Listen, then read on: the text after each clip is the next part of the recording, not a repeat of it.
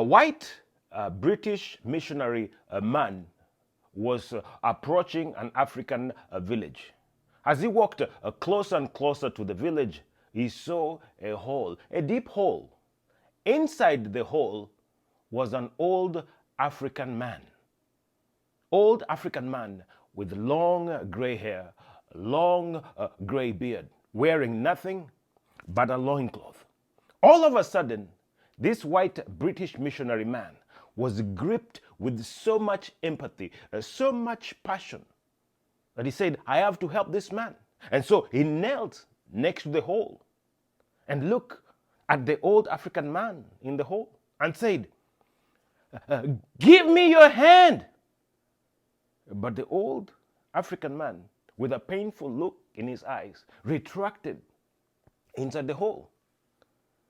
And the missionary man yelled even louder, give me your hand. But the old African man retracted even more inside the hole. And then the missionary man thought maybe he does not understand English.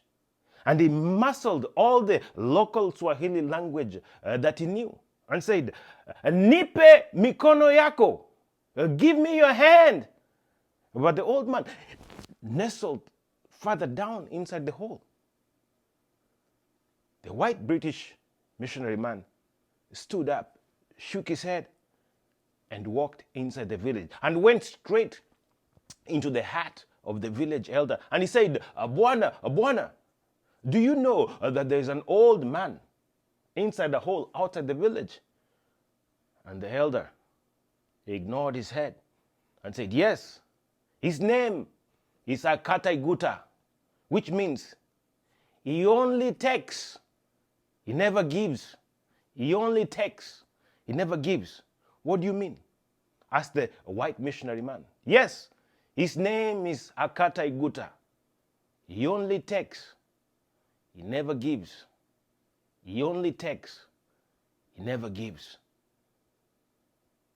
Then it dawned on the white missionary man. He turned around and went back inside the hole. This time he carefully knelt and he looked at the old African man in the hole and said, take my hand, chukua mikono yangu.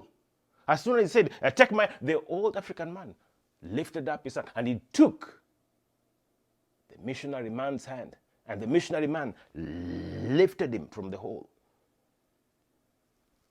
And both men stood up outside the hole. What is the moral of the story? Unless you know someone's history, know someone's story, as well intentioned you might be to help them, if you don't know their story, you may not be received. Your help may fall in deaf ears. So it is very, very important to know someone's story before you help them. Ladies and gentlemen, know my story. Allow me to know your story. Do not erase my story. Do not deny my story. And I will do the same. Once you know my story, we are more apt to help one another amicably. Until then, thank you for watching. Asante sana, shukria, obrigado, arigato, gracias, danke schön, merci beaucoup, katonda kusereke, tutinda dong, arom, gibao makanera. Sai sere.